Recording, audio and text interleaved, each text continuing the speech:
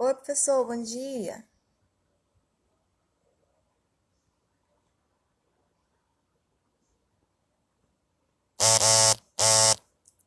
Vamos só esperar uns minutinhos para o pessoal entrar e a gente já inicia.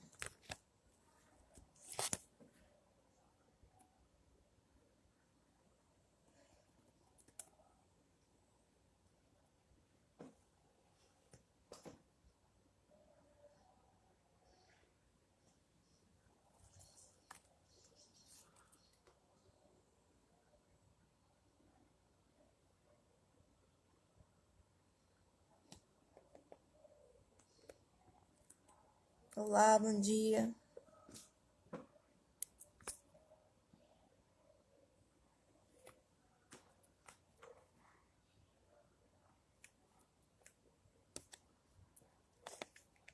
Não, professor, eu não lhe escuto porque eu não chamei o senhor ainda. Já já eu lhe chamo.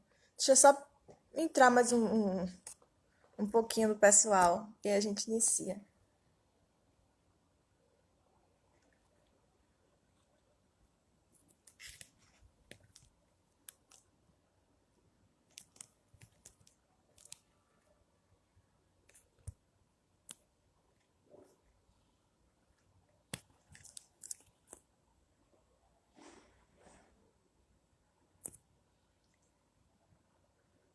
Pronto, vamos iniciar. À medida que o pessoal for entrando, eles vão.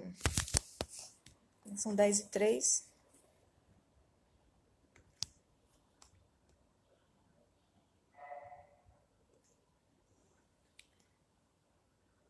Pronto.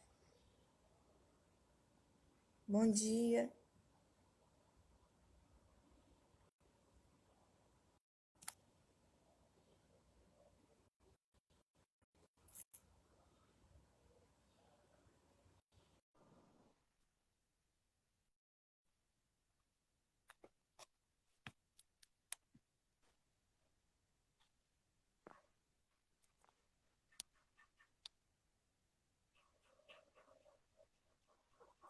Bom dia, professor.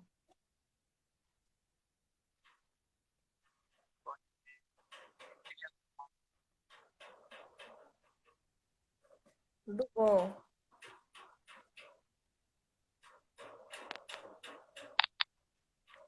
São 10h04, professor. O senhor quer esperar mais um pouquinho, entrar mais o pessoal, ou o senhor quer que a gente já inicie? Vocês que sabem aí, que sabe. Travou um pouco, professor. É você que sabe aí quando que quer começar. Você que está fazendo a mediação, né? Pronto, então vamos. Deixa eu ver, esperar mais um minutinho, às 10h05. Aí eu inicio, então.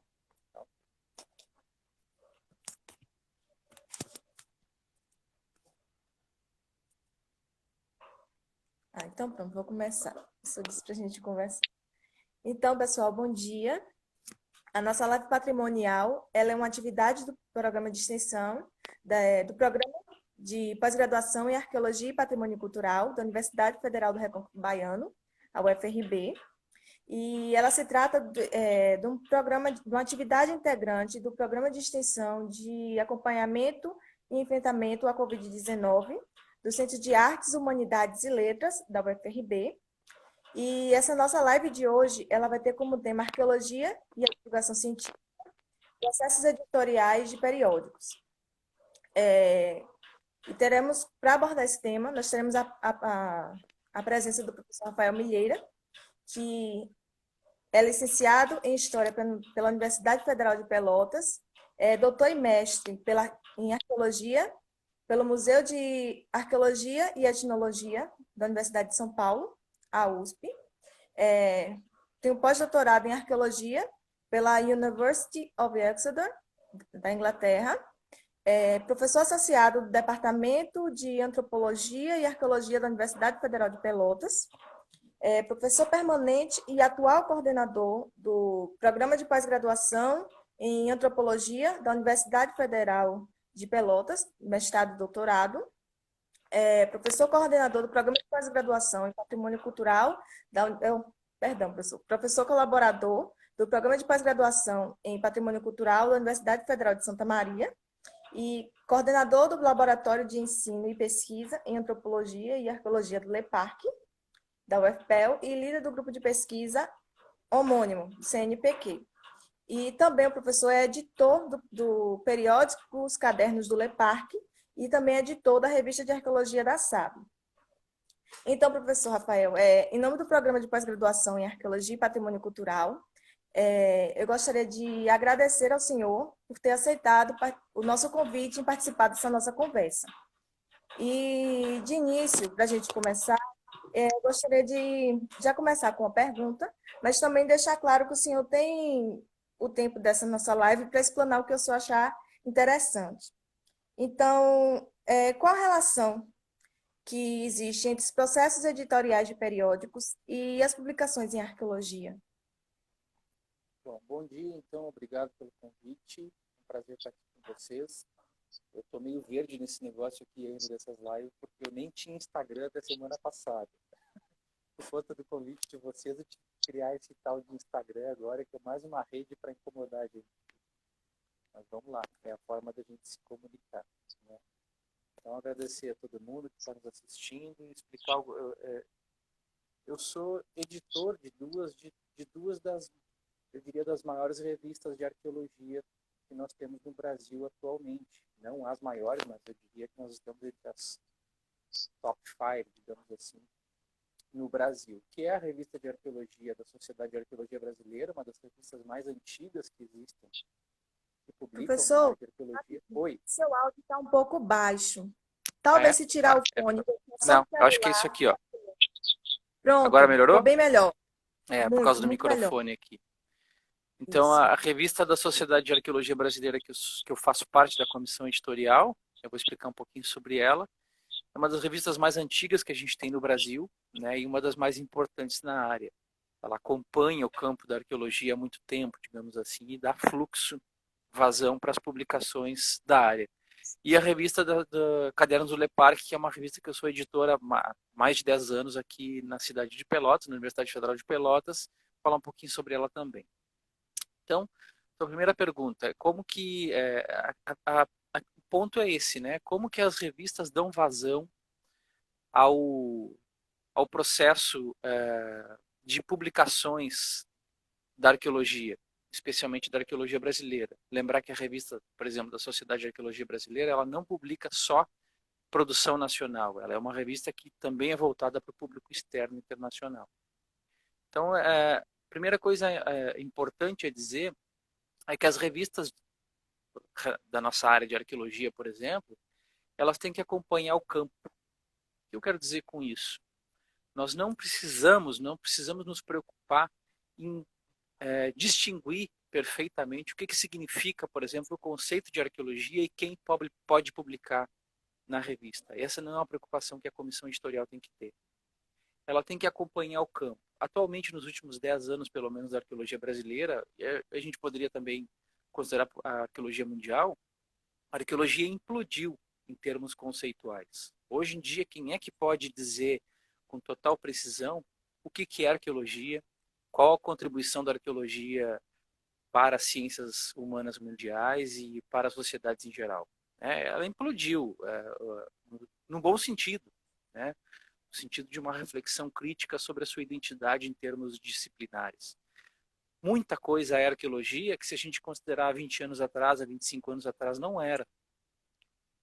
Arqueologia com comunidades, há 25 anos atrás não era. A arqueologia brasileira, pelo menos, era muito mais vinculada ao que se produzia no campo, nas escavações arqueológicas e dentro dos gabinetes.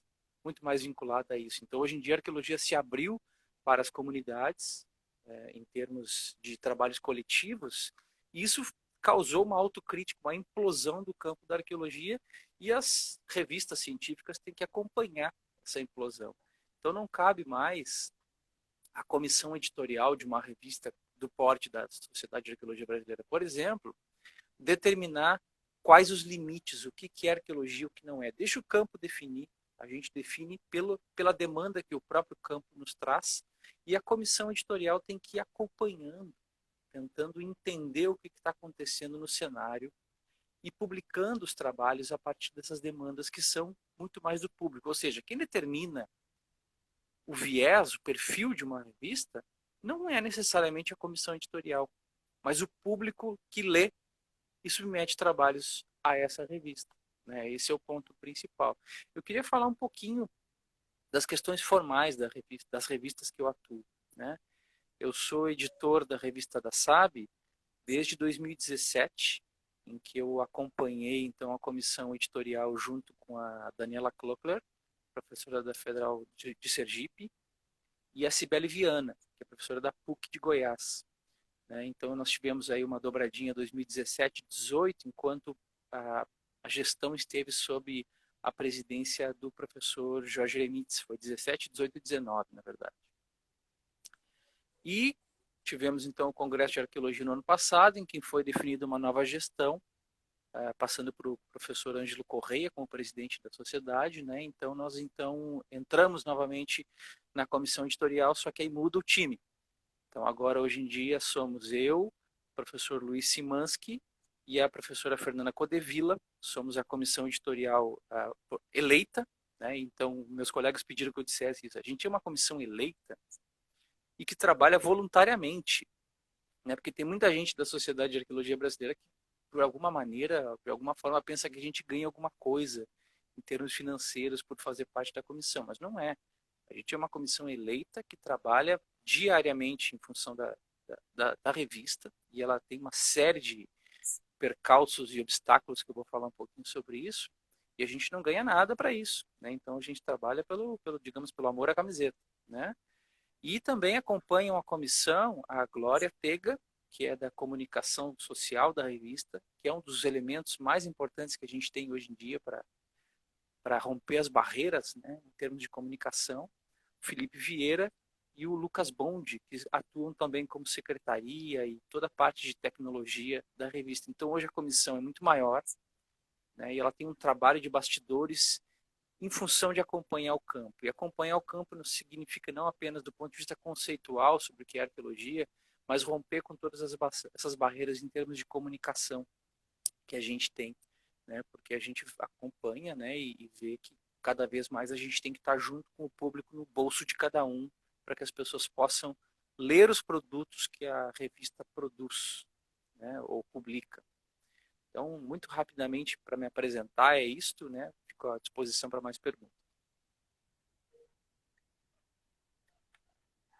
O senhor pode se sentir à vontade, mas eu tenho uma pergunta. Dizer também ao pessoal que se tiverem perguntas, eles podem mandar no chat que eu passo para o professor. Por que essas revistas científicas, elas aceitam tão poucos trabalhos de acadêmicos em formação?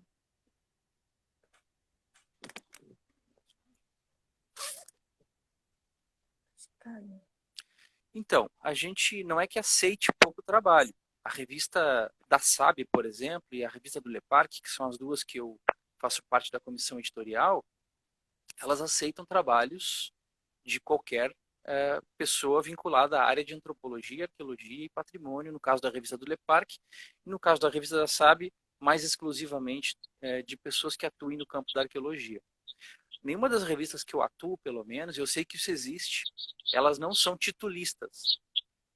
A gente já recebe muito e-mail, por exemplo, de pessoas perguntando assim: tudo bem, eu sou aluno de pós-graduação ou aluno de graduação da Universidade X e gostaria de saber se eu posso publicar na revista que vocês coordenam, porque eu sou aluno de graduação e as revistas não aceitam, tem que ser doutores. Aí a gente sempre responde: a revista não é titulista, submeta seu trabalho.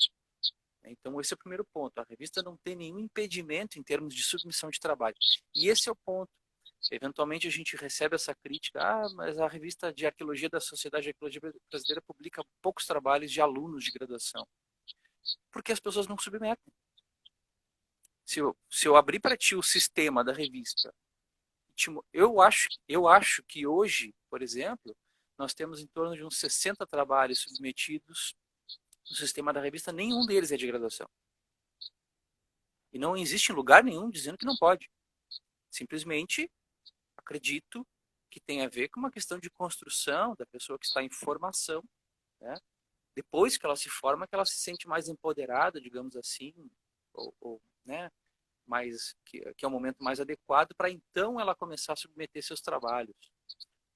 Suspeito que seja por isso, porque eu sou professor de um curso de graduação e, e eu não vejo a gurizada aqui, pelo menos na universidade onde eu atuo, já no meio do curso, tão preocupado em produzir artigos que não sejam articulados geralmente com a seu orientador ou orientadora. Então me parece, aí sim, quando os trabalhos dos professores, dos profissionais são submetidos, muitas vezes eles são alinhados com alunos de graduação ou alunos de pós-graduação, né?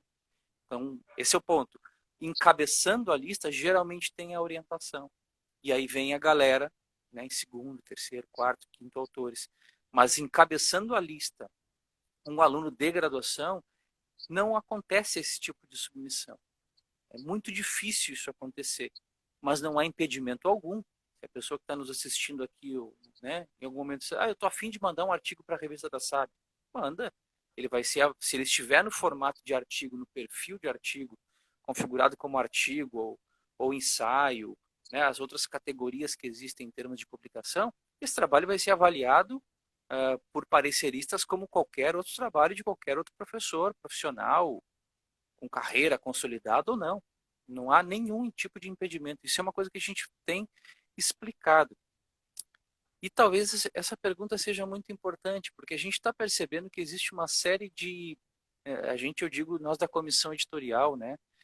Existe uma série de desinformações, coisas que eventualmente para quem já é profissional da área, que já está, né, digamos assim, nessa batida das publicações há um certo tempo, para nós às vezes parece um tanto óbvio uma série de perguntas, mas é o tipo de pergunta que a gente tem que responder e a gente tem que criar o que a gente está chamando na comissão de um trabalho de conscientização, de eventualmente publicar, ou tornar público, romper essa barreira da comunicação, como eu tenho dito, publicar uma série dessas questões que são para nós basais, que parecem até triviais, e a gente tem que começar a falar sobre isso daí. Uma delas é essa questão da titulação, que tem a ver, outras revistas fazem isso, como eu falei, essa questão das titulações, que só doutores podem publicar, isso tem a ver com uma série de critérios que a CAPES, Qualis, exigem sobre as revistas. Mas não quer dizer que as revistas tenham que se enquadrar nisso tão cegamente, tão acriticamente. A revista da SAB e a revista do Lepar, que são as duas que eu faço parte da comissão editorial, nenhuma delas impede que as pessoas em formação, né, submetam trabalhos e venham a publicar. Na revista da SAB e na revista do Lepar, que são poucos, mas nós temos trabalhos sim de graduandos ou de profissionais recém-formados, que estão em pós-graduação, mas são menos porque temos menos submissão. Esse é um ponto central, né? À medida que as pessoas submeterem mais, eventualmente os trabalhos vão ser avaliados e publicados. Então não há problema nenhum. E aí, então talvez seja interessante a gente explicar um pouquinho como é que funciona o processo editorial. Tem tempo para isso? Sim, tem até uma pergunta aqui que é do professor Carlos Costa, Diga. como funciona o fluxo editorial de um periódico científico. Perfeito. Bom, tudo começa com a submissão, né? Então, se a pessoa está interessada em eventualmente publicar um artigo na revista da SAB, ou a gente sempre fala em artigo porque é a primeira palavra que sai, mas na verdade nós temos uma série de categorias de produtos, né? Artigo, ensaio visual, relatório, entrevista. São várias categorias, então a pessoa que está interessada vai lá no site da revista e vê quais as categorias possíveis em termos de publicação. Então a pessoa, digamos que está com um artigo pronto, é um artigo bacana, vou mandar para a revista da SAB e vou publicar na SAB. Como é que ela faz? Ela entra no site da revista, né? Cujo site agora não vou lembrar qual é, se me perguntar, mas acho que é relativamente fácil de achar, bota no Google e acha. Entra no site da revista, se cadastra como autor. Muito comum, então, também o pessoal se cadastra como leitor e depois quer publicar um texto e o sistema, aí um problema de sistema, não aceita. Então a pessoa tem que entrar lá e se cadastrar como autor. Submete, vai ter alguns passos de submissão do artigo, do texto. Tem que mandar o texto em Word. Lá no sistema, esse texto vai cair para nós, como um processo de submissão.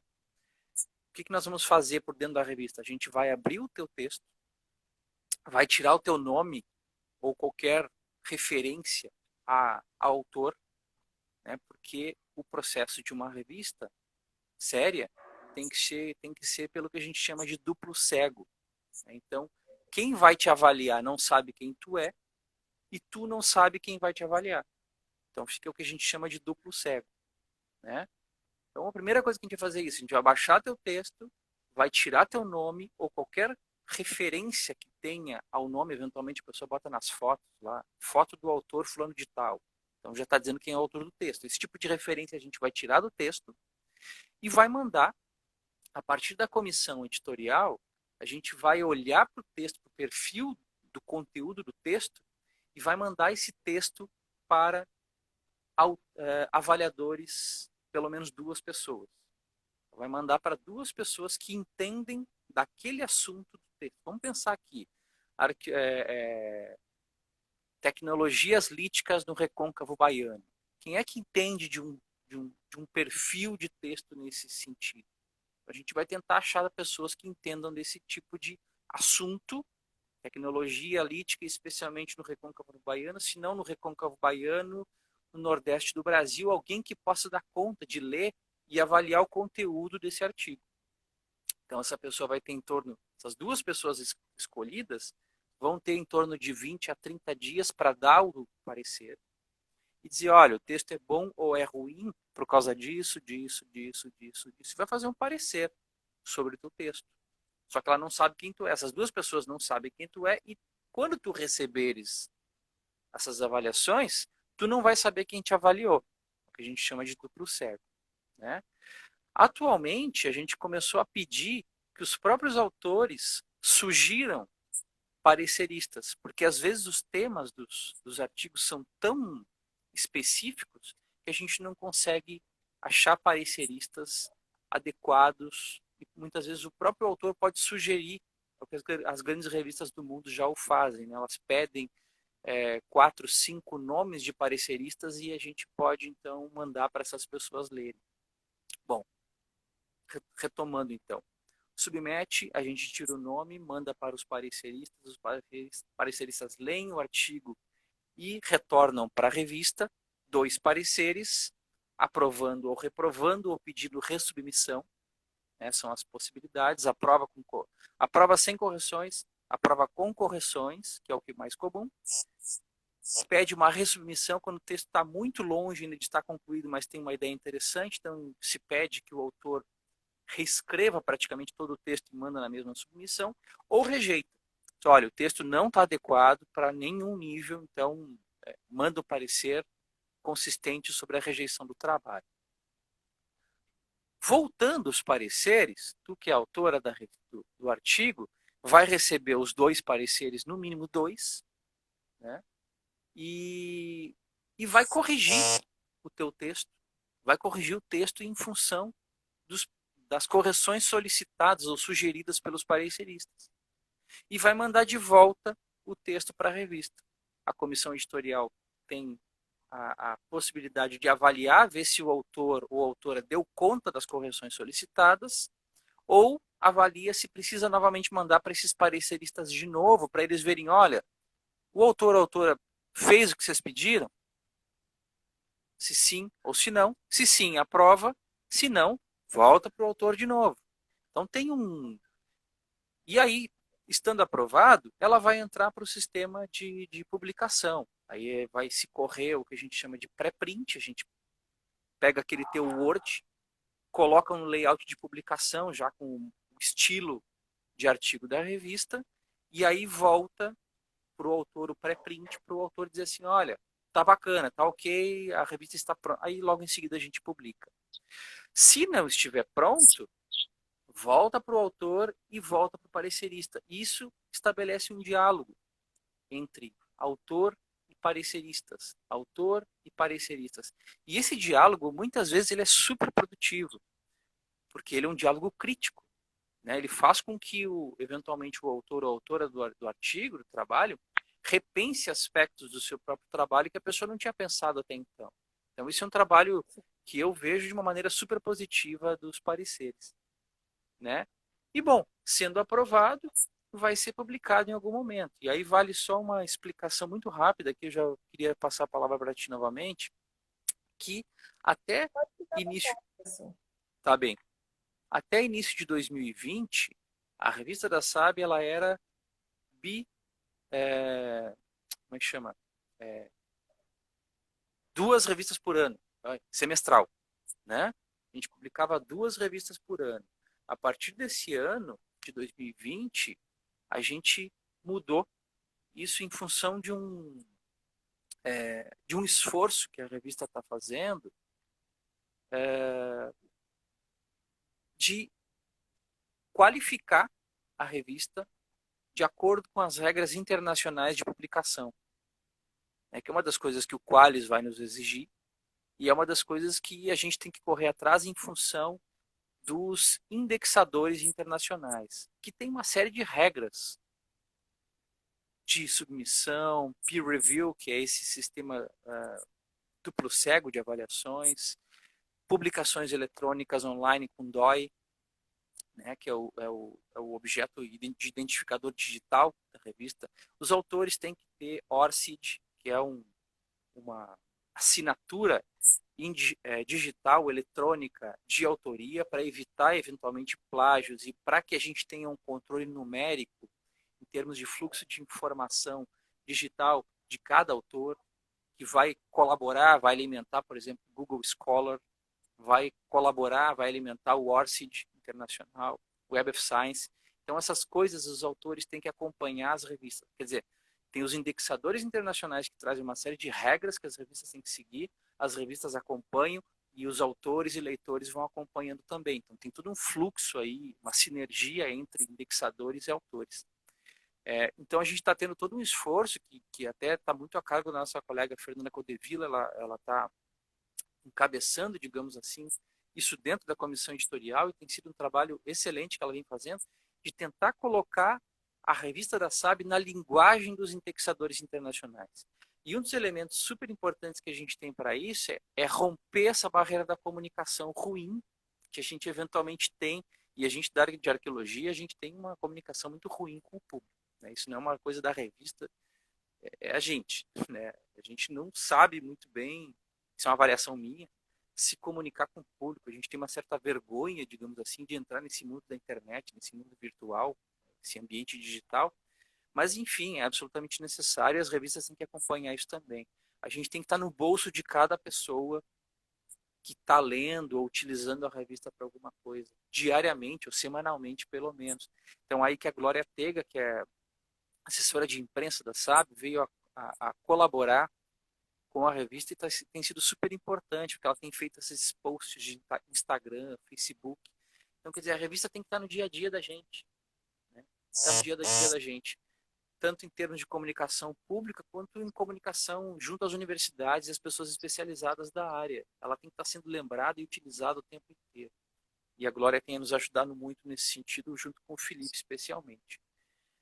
Bom, falando um pouquinho, então, desse fluxo de publicação, não sei se tem mais perguntas aí, né? E desse desafio da comunicação da revista, que é uma coisa que a gente está enfrentando agora, para atender esses indexadores internacionais de revistas. A gente tem que acompanhar isso também. Para um elemento importante também, que é o que a gente vai chamar de internacionalização. Se vocês perceber, se for olhar o histórico da revista da SAB, por exemplo, a revista ela vai se tornando cada vez mais internacional. Ela cada vez mais vem recebendo contribuições de autores de fora do Brasil, tanto do Cone Sul, quanto europeus mesmo, ou americanos, eventualmente muito ligado ao que a gente chama de números especiais ou dossiês. Né? Por exemplo, agora a gente vai estar organizando um dossiê de colegas da área de conservação e restauro, nessa articulação com a museologia e com a arqueologia. Vai ter aí alguns trabalhos internacionais que serão aprovados aqui pela revista da UFPEL, da Caderno do Leparc, Estou organizando um dossiê que vai sair ainda até dezembro, que é sobre patrimônio e sustentabilidade, que também vai ter uma série de trabalhos internacionais. Então, quer dizer, as revistas brasileiras, elas cada vez mais vêm chamando a atenção de pessoas gringos, né, que eventualmente querem expandir as suas publicações para o Brasil. E isso eventualmente envolve não publicar necessariamente em português, mas na língua que interessa aos estrangeiros, eventualmente. Então a gente tem que estar a gestão de uma revista tem que estar nesse meio termo entre o público que interessa, que quer ler, e os autores que eventualmente são brasileiros ou não, que também querem publicar nessa revista. Como é que a gente faz essa gestão? Isso é um desafio muito grande para a gente. Sim, é verdade. Professor, eu tenho duas perguntas para o senhor. Diga. A primeira, o senhor já falou um pouco como se dá os processos da revista da SAB. Eu gostaria que o senhor falasse um pouquinho também como se dá os processos dos cadernos de periódicos da UFPEL. E também, assim, quais são os erros mais comuns que os autores que submetem trabalhos nessas revistas cometem? Bom, o sistema de submissão de ambas as revistas é absolutamente igual. Tá? E isso é um padrão, inclusive, eu diria, eu não posso falar pelas outras revistas, mas eu acredito que que vocês podem ver que os sistemas das revistas eletrônicas é o mesmo. É o sistema eletrônico de editoração de revistas, geralmente é o mesmo em todas as revistas. Se vocês forem procurar a revista da Hábitos, que é da PUC de Goiás, ela é o mesmo sistema da SAB, ela é o mesmo sistema da Cadernos do Le Parc. E aí tem um outro sistema que, se eu não me engano, por exemplo, do Museu Guild, que é eu acho que é a revista mais top que a gente tem, que publica na área de arqueologia no Brasil hoje. Ela tem um sistema um pouquinho diferente, que não saberia te dizer qual é o nome do sistema. Eu digo sistema é a plataforma, né? Mas o processo de submissão é muito semelhante e todo o fluxo editorial, manda o artigo, manda para os pareceristas mandam de volta para a revista, que passa para o autor e publica ou não, isso é mundial. Revista que não faz isso, que não publica seguindo esse fluxo, autor, revista, pareceristas, está totalmente fora do que precisa ser feito. Então, aqueles modelos de revistas, talvez tu é mais nova, tu não vai ter conhecimento disso, mas aqueles modelos de revistas que a gente tinha até o início dos anos 2000, ao longo dos anos 90, dos anos 2000, em que a revista era praticamente um veículo de publicação da própria universidade, das pesquisas da própria universidade, que publicavam na revista da universidade, isso praticamente está inexistindo hoje. E uma das coisas que a CAPES nos exige, que é a limitação da ordem de 30% do que a gente chama de endogenia. O que eu quero dizer com isso? Uma revista, por exemplo, como a Cadernos do Le Parc, que é produzida na UFPEL, ela tem que publicar 70% dos trabalhos de pessoas não UFPEL. Né? No máximo 30% da casa e 70% do pessoal fora da casa. Isso faz com que o sistema de fluxo de publicação se dê no nível nacional. O povo do Rio Grande do Sul tem que publicar fora, o povo de fora tem que publicar para cá, entende? Isso é uma coisa importante no sistema de submissão. Isso acaba com aquele negócio de publicação caseira, né? E as publicações, por conta disso, elas se sugere que elas têm um interesse público nacional muito maior. Então isso me parece um ponto positivo que a CAPES cobra da gente, que me parece que mudou muito o perfil das revistas nacionais. Mas o sistema de submissão é basicamente o mesmo. Erros que as pessoas cometem, bom, aí tem alguns engraçados até, sim, tem coisas muito engraçadas mesmo.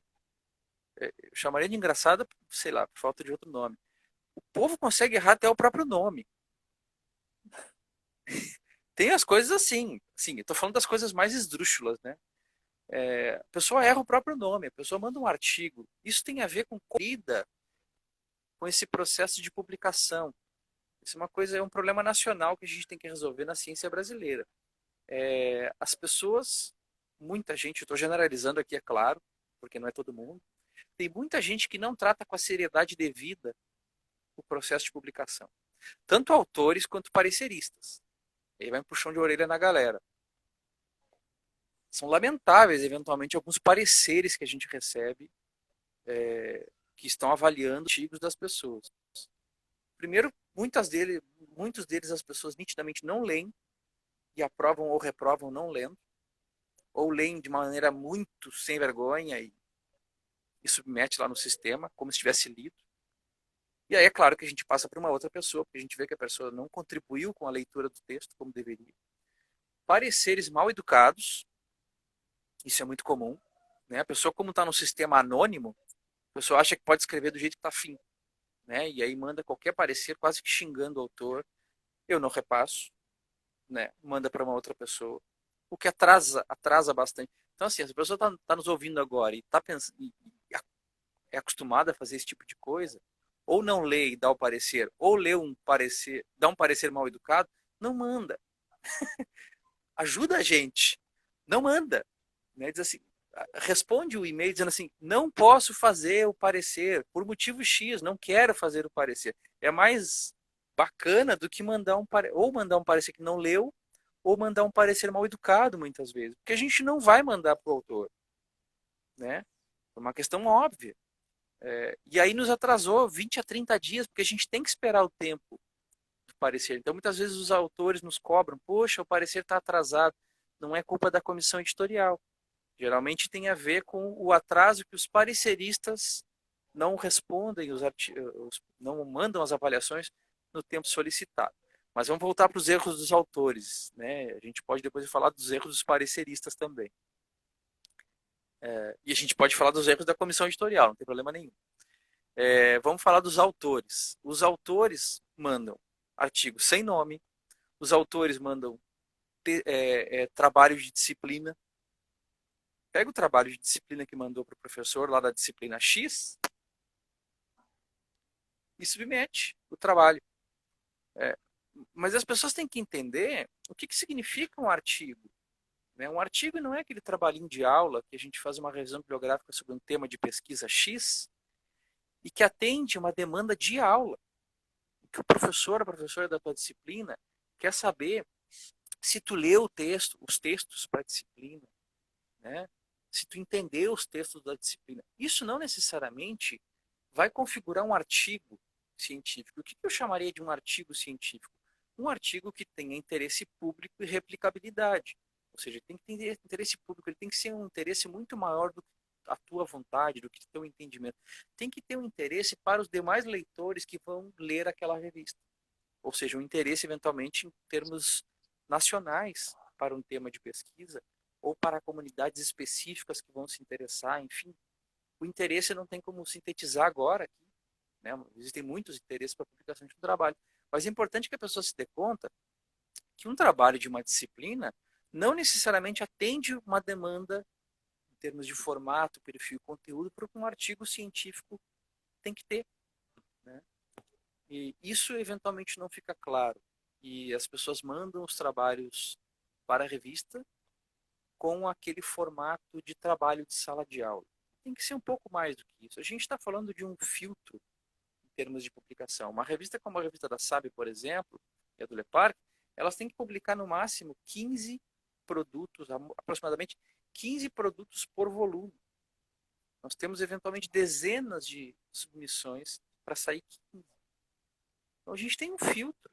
Então se você está afim de entrar nesse, digamos, vamos chamar de um mercado de publicação, né, de um sistema de publicação, faça o melhor possível.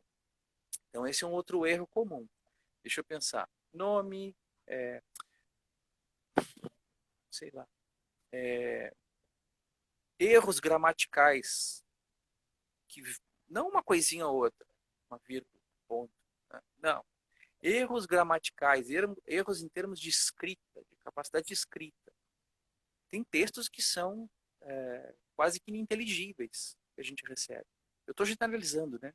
Claro que a maioria não é. Isso é a minoria do que eu estou falando aqui. Mas tem textos que são quase que ininteligíveis. A gente não consegue entender muito bem alguns parágrafos o que a pessoa está escrevendo. Então, antes de mandar de submeter o seu texto para uma revista nacional, de grande impacto, de grande importância, manda para colega, manda para um professor, manda para uma revisão especializada de português, eventualmente, né? E depois, porque isso é um problema que vai atrapalhar o teu texto. Imagina se o parecerista lá em casa, que está fazendo um serviço para a revista, tiver que estar se preocupando com a estrutura gramatical do teu texto. Isso, primeiramente, mostra um grande amadorismo, né, da pessoa que está querendo publicar num ambiente profissional.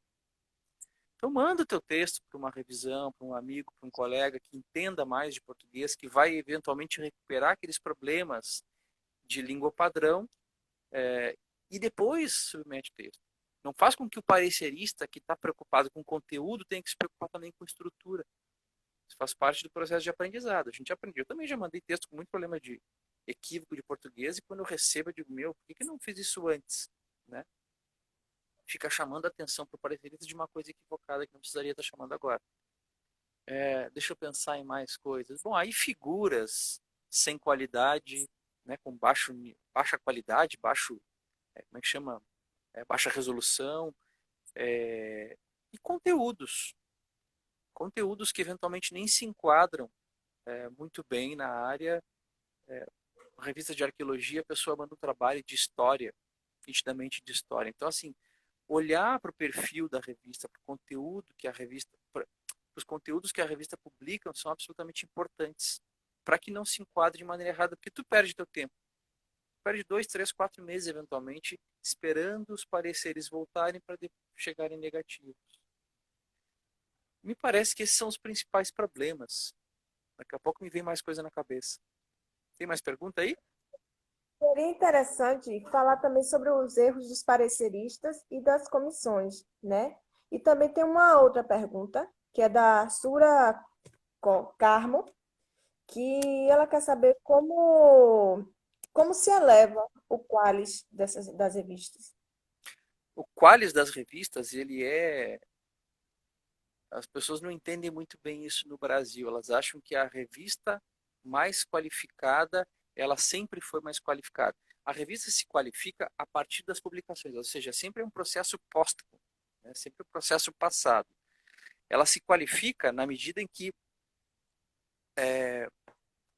pessoas vinculadas a programas de pós-graduação usam essa revista mais do que outras. Então, digamos assim, vamos supor, Revista de Arqueologia da Sociedade de Arqueologia Brasileira. Todos os programas de pós-graduação mandam seus artigos para a revista da SAP. Muito mais, e publicam muito mais, e são utilizados muito mais, ou seja, quanto mais utilizada a revista é e mais citada ela é, quanto mais os professores mandam e alunos de pós-graduação mandam seus artigos para a revista e mais publicam nela e mais ela é citada por todo mundo depois de publicada, maior o impacto dessa revista no sistema, né? Maior, por exemplo, do que uma revista como a Cadernos do Leparc ou outras revistas que a gente tem no Brasil, que significa que quanto menor o qualis, menos gente está publicando nessa revista, menos gente de pós-graduação está publicando nessa revista e menos ela está sendo citada no sistema de publicações, né? Quanto mais utilizada, mais publicação tiver e mais citada ela tiver, sendo por todo mundo, maior vai ser o qualis dela. Também tem a ver com seguir os padrões internacionais desses indexadores, que são grandes bancos de dados que filtram os formatos das revistas, tanto em termos de publicação quanto de citação, como de comunicação social. Então, quanto mais ela estiver publicando, mais estiver sendo citada e mais estiver tendo contato com o público externo, a tendência é que essa revista tenha um qualis mais alto. Mas é sempre póstumo, porque a gente sempre consegue fazer essa leitura do qualis depois da revista já ter feito as publicações. O qualis é sempre, por exemplo, ano que vem a gente vai ter uma avaliação do qualis, geralmente é bianual. Então, se pega nos últimos 2 anos, quais as revistas que tiveram esses índices mais qualificados? Mais publicação, mais citação e mais comunicação social. Ah, foram a B, a C, a D.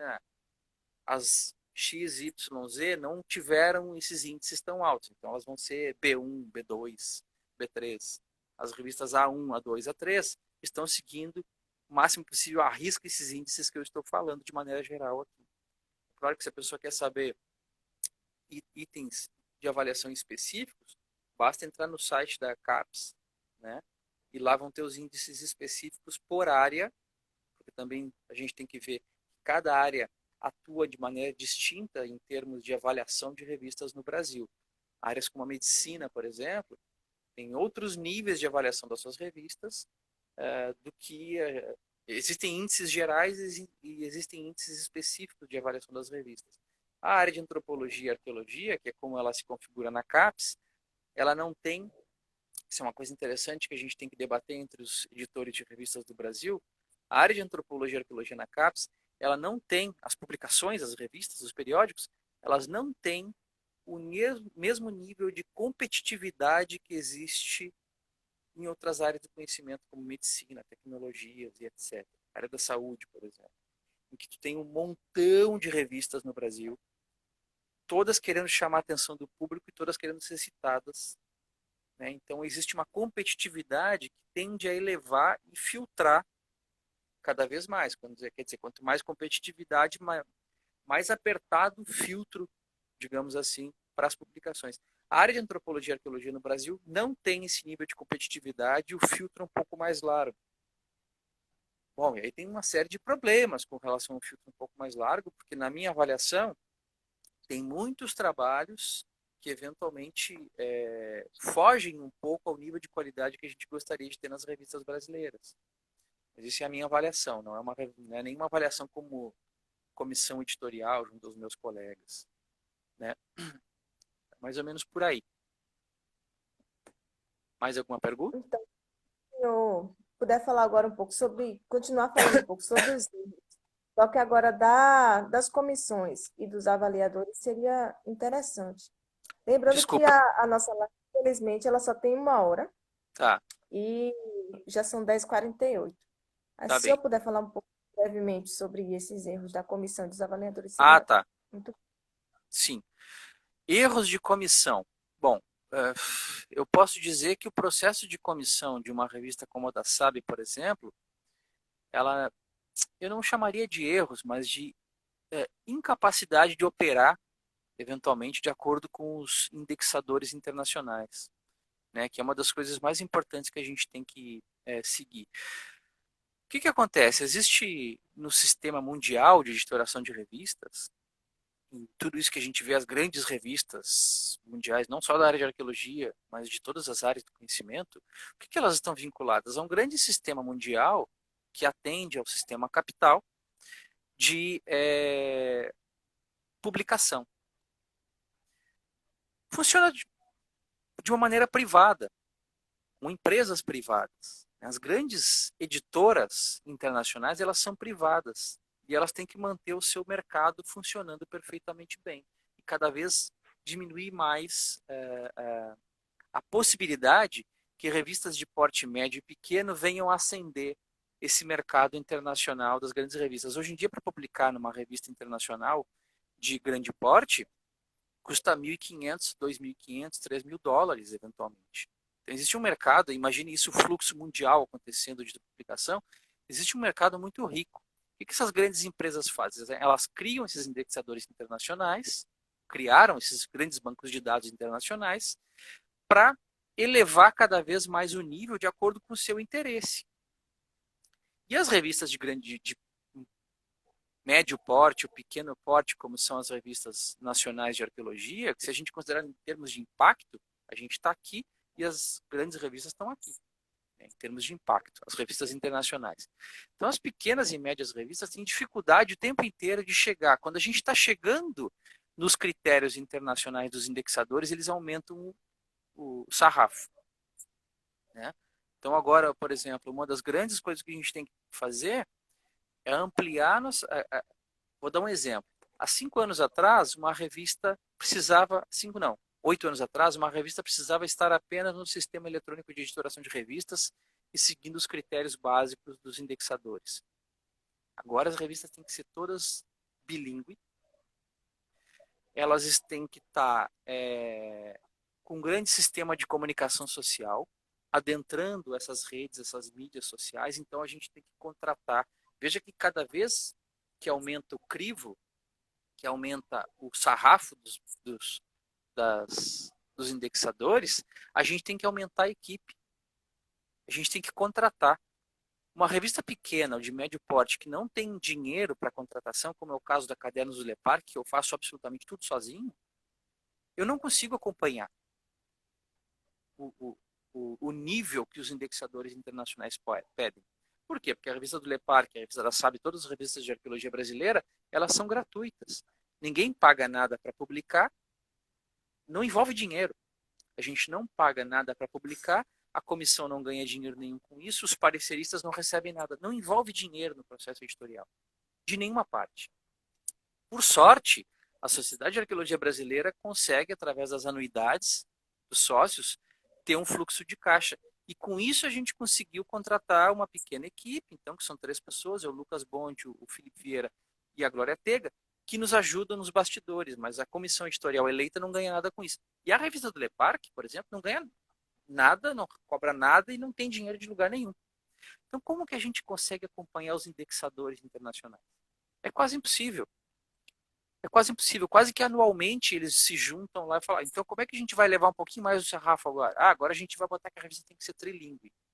Agora a gente vai botar que todos os trabalhos publicados nas revistas têm que ter uma comunicação social individual por artigo, inclusive com vídeos dos autores, é uma das coisas que as revistas estão fazendo. O autor publica um trabalho na revista e faz um vídeo. O meu trabalho é sobre isso, isso, isso, isso, aquilo, bota no YouTube da revista. Então a revista tem que se tornar, assim, tem que ter uma comunicação social quase que semanal ou diária, se possível, para atender às demandas dos indexadores. Então o dinheiro que deveria se ter para as revistas é muito grande. Desculpa, tu queria falar alguma coisa? Não, só para lembrar um pouquinho do tempo, que Tá, nós vamos até já às vou, 11, são 10h53. tá, já vou terminar aqui. Então, eu não diria nem que são erros, mas assim, a gente vê nos últimos 10 anos da revista da SAB, por exemplo, uma tentativa muito grande de todas as comissões acumulando um pouquinho de trabalho. Né? Se a gente vê há 6, 7 anos atrás, a gente teve a passagem da revista para o sistema eletrônico de editoração, então se torna uma revista eletrônica. Veio a outra gestão, a outra comissão editorial e conseguiu botar a revista dentro do sistema eletrônico. A outra conseguiu transformar todo o sistema eletrônico. Hoje em dia a gente não tem mais praticamente comunicação por e-mail na revista, a gente tem tudo pelo sistema eletrônico. E agora a comissão que eu faço parte com a Fernanda e com o Luiz, está muito vinculada a essa coisa dos indexadores internacionais. Então é acumular, cada comissão que vem tenta acumular um pouquinho de trabalho para atender esses indexadores, né? O que é muito difícil. Então não é nem necessariamente um erro, diria assim, mas uma inoperação, uma incapacidade integral de acompanhar esses indexadores e tudo que envolve uma revista de qualidade. É muito difícil fazer isso. Erros dos pareceristas, muitos deles eu já falei. Né? Tem a ver muito com essa lógica do trabalho anônimo, que eu posso escrever o que eu quiser. E tem uma questão muito complicada, que esse talvez falando sobre isso a gente termina nossa live em seguidinho. Existe um comportamento paternalista dos pareceristas, de muitas vezes não negar trabalhos. Isso é uma coisa que a gente tem que conversar no Brasil.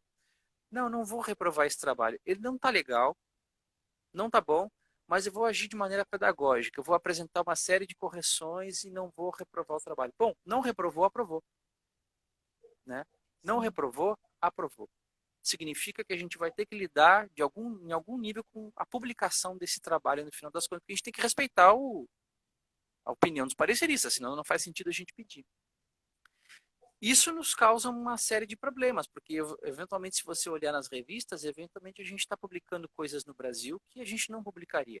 E a pergunta que os pareceristas têm que fazer para si mesmos, eventualmente, quando estão avaliando trabalhos, é o seguinte: eu utilizaria esse trabalho para alguma coisa? Seja para sala de aula, seja como base para uma pesquisa científica que eu estou fazendo, em termos de revisão. Eu usaria esse trabalho? Sim, usaria. Então tá, então vamos investir, vale a pena a gente, né, avançar em termos de aprovação e correções. Não, não usaria para nada. Então não tem por que publicar esse trabalho.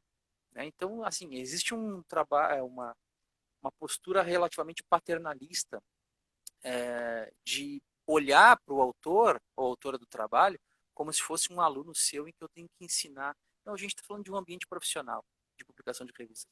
Não é a sala de aula, eu repito isso. Não é trabalho de sala de aula em que eu tenho que dar o feedback para o meu aluno, para minha aluna, para que ele melhore o seu trabalho, porque ele tem uma nota para cumprir.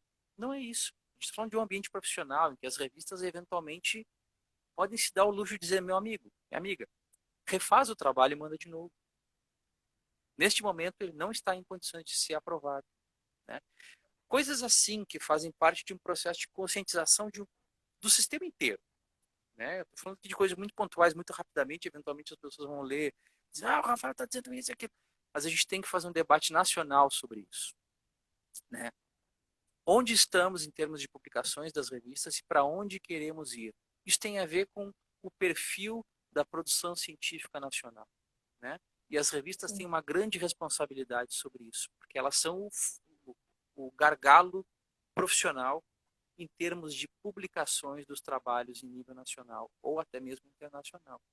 Então, assim, essa live, inclusive, está sendo um start para a gente começar um diálogo, eventualmente, com outros colegas que são editores de revistas. A gente tem que elevar todo mundo o nível. Isso rola também, uma estratégia de publicação. Mandei para a revista da SAB, não aprovou, pego o mesmo trabalho e mando para a revista do Lepar, mando para Hábitos, mando para outras. E eventualmente em outro lugar sai. Quer dizer, a gente tem que todo mundo, né, ter um acordo, digamos assim, não um acordo, mas enfim, um debate em nível nacional para elevação do nível das publicações do Brasil. E aí ouvir todo mundo que é envolvido em congressos, né? Ouvir a galera, fazer um GT no congresso da SAB, por exemplo, e ouvir leitores, autores, comissões editoriais das revistas. A gente tem que fazer um debate nacional mais sério sobre isso. Não sei se passamos muito tempo aí. Não, não, tá no teto. Professor, mais uma vez, eu gostaria de agradecer imensamente o senhor por ter participado dessa conversa com a gente. Eu agradeço em nome do Programa de Pós-Graduação em Arqueologia e Patrimônio Cultural e em nome da Universidade Federal do Recôncavo Baiano também. E eu gostaria de lembrar a todos que nós temos o canal do YouTube, o PPGAP. Então, vocês podem seguir a gente lá, ativar o sininho, que a gente sempre está postando os nossos diálogos com o @ pesquisador e também as nossas lives patrimoniais. E toda terça-feira, às 10 horas da manhã, nós temos as nossas lives. Então, se o senhor quiser finalizar, nós temos um minutinho ainda. Tá, eu queria agradecer então o convite. Procurem a gente da comissão editorial, né, da revista, da SAB e da Academia do Leparc. A gente tem que fazer esse debate internacional, nacional do que a gente quer, para onde a gente quer ir em termos de publicações. Procurem a gente, vamos dialogar sobre isso. E entrem no site da SAB, entrem no site da revista, procurem a gente nas redes sociais, ajudem a gente a promover as revistas da arqueologia brasileira, porque a gente está nesse grande desafio em termos de comunicação social das revistas. Ajudem a gente.